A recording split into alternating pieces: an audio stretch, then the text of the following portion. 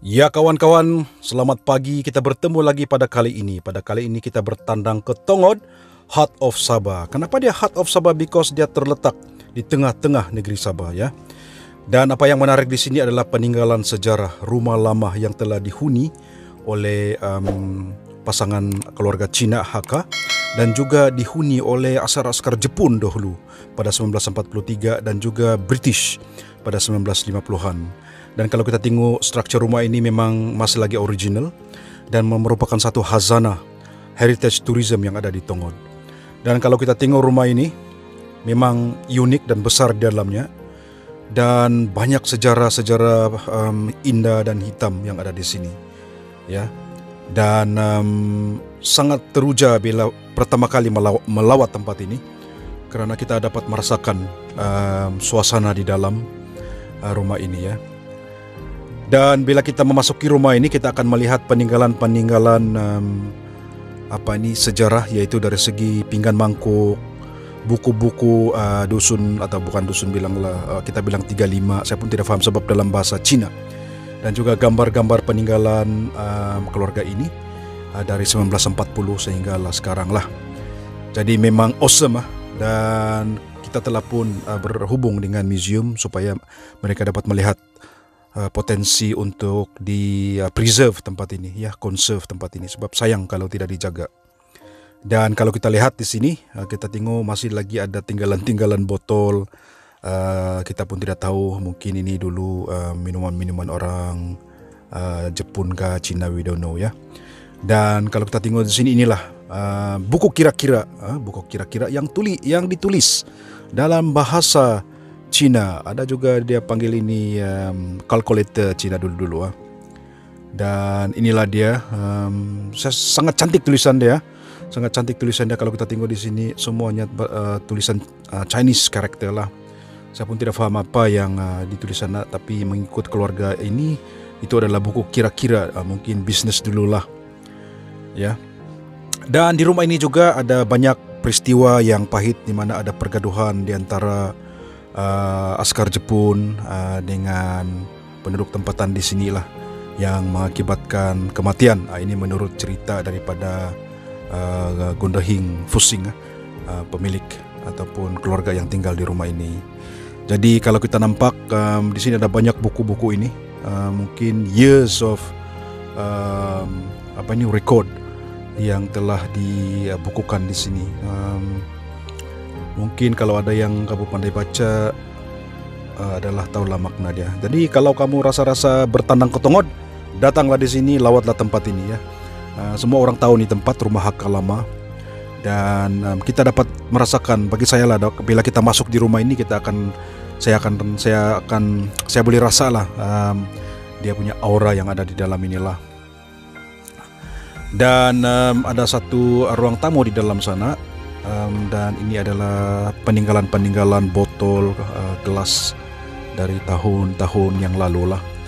Mungkin dari tahun 40-an, 50-an, 60-an lah. Semasa mereka masih tinggal di sini ya. Dan saya difahamkan oleh keluarga di sini, yaitu Gondahing Fusing, yang mana tempat ini dia punya grandmother ke mamak dia, grandmother saya rasa, yang pernah menolong wanita-wanita Jepun yang mau melahirkan anak. So di sini dia orang macam lahirkan, ataupun dia punya grandmother ataupun mamak dia macam bidan lah untuk menolong melahirkan ibu-ibu warga askar-askar Jepun yang tinggal di sinilah. Dan banyak peninggalan bagi saya sangat-sangatlah harus dijaga, dipreserve supaya ia akan menjadi khazanah legacy di Tongod ini. So ada radio lama dan banyak lagi lah gambar-gambar lama yang masih tersimpan, masih boleh dilihat dengan terang di sini ya.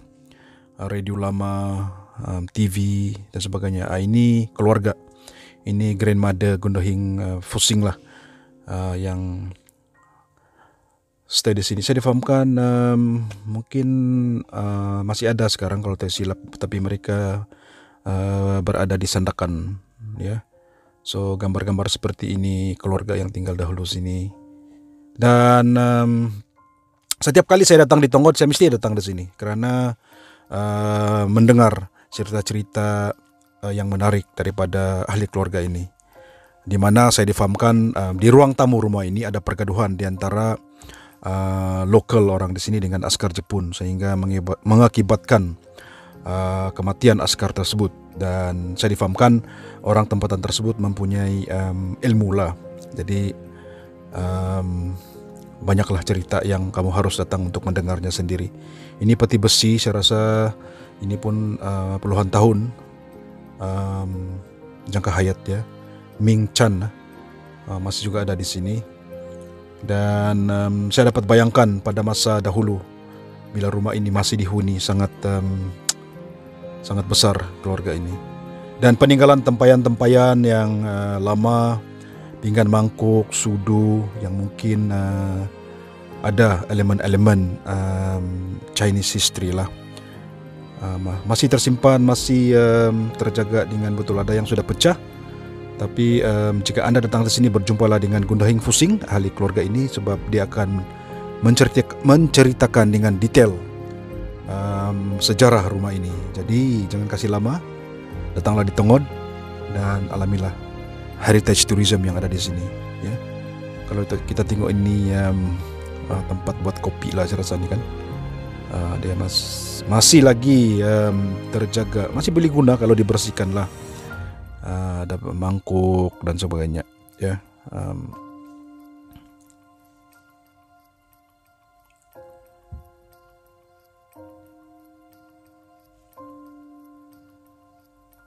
Ini dia tinggalan-tinggalan pinggan-pinggan ya.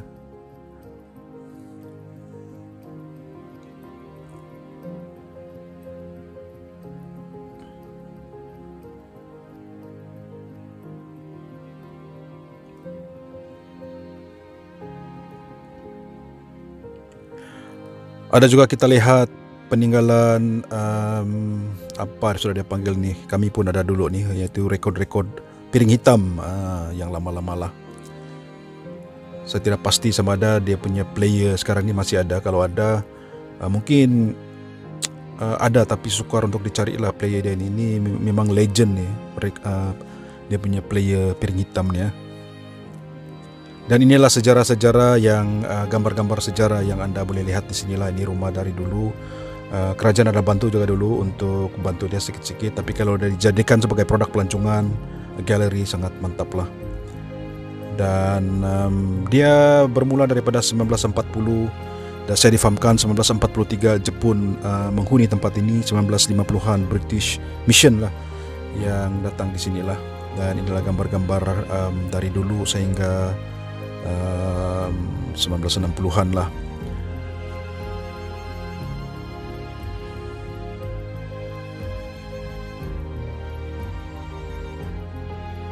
Dan tidak jauh dari tempat ini ada juga satu tempat penempatan klinik yang telah ditemui ataupun dibina oleh British dulu, dan sehingga sekarang masih ada. Dan juga ada satu gereja yang telah dibina di situ. Dan uniknya tempat itu adalah tiang-tiangnya yang besar-besar. Jadi kalau di rumah Hakka ini, inilah dia dari dulu British Reverend Frank dan inilah mungkin ada di antara mereka yang sudah tiada, mungkin ada yang masih hidup, kita tidak pasti. Tapi inilah sejarah rumah Hakka di Tongod ini. Ya, nostalgia yang ada di Tongod lah. Jadi ini 1960 sekolah-sekolah tamu besar dulu lah. Ini gambar budak-budak sekolah dulu tahun 1960-an, 60. Jadi beginilah suasananya kehidupan dahulu, aman damai, bergotong royong, itulah. Ini 1962. Dan banyak lagi gambar yang Gundahing Fusing boleh ceritakan lah. Seperti yang saya katakan tadi, dari 1940s to 1960s lah yang ada di sini.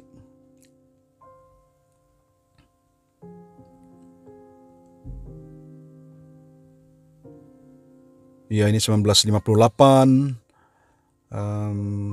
missionary yang datang di sini lah, ya. Dan I think banyak juga jasa-jasa missionary ini yang mana mereka telah membantu community di sini mewujudkan ataupun memajukan kampung tersebut lah. Ini klinik yang yang masih ada sekarang. Nanti kita akan lihat video selepas inilah. Jadi inilah dia sejarah rumah Haka di Tongod ini, dan harus kamu lawati untuk pelajari, hargai heritage dia. Dan ini adalah pemilik rumah ini, ya. Pemilik rumah ini John Chua Bakmin, dan ini dia punya keluarga lah yang ada di sini, ya. Dan saya difahamkan masih ada di sini, mereka masih ada di Sandakan lah, tapi maybe at old age lah. Tapi kalau dapat bertemu dengan mereka, mendapatkan cerita first hand story lagi bagus,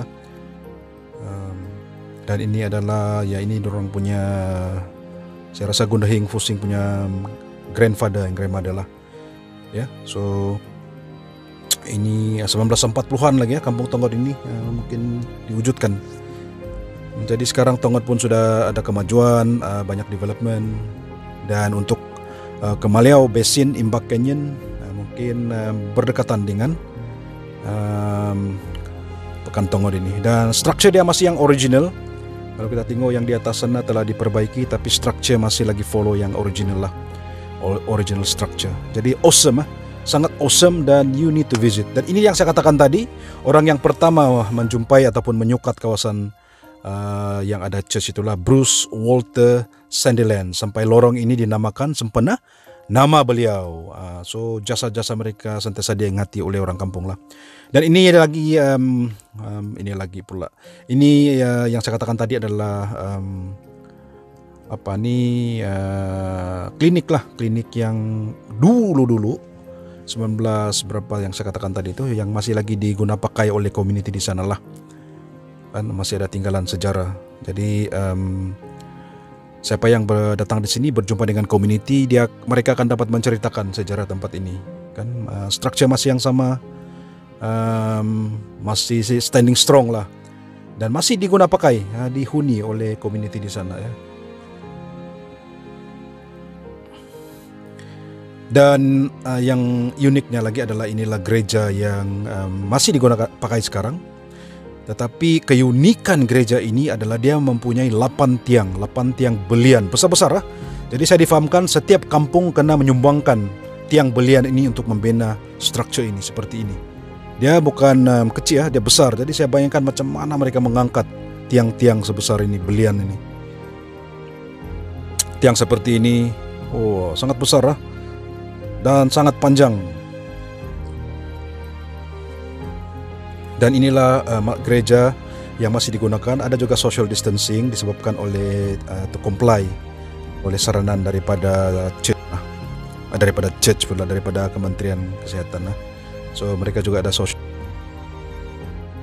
Ya kawan-kawan, itu dia serba ringkas tentang sejarah yang ada di Tongod ini. Oleh itu, jangan kasih lama, datanglah dari Tongod. Dan kalau kamu suka video ini, subscribe, share, dan like. Salam dari saya.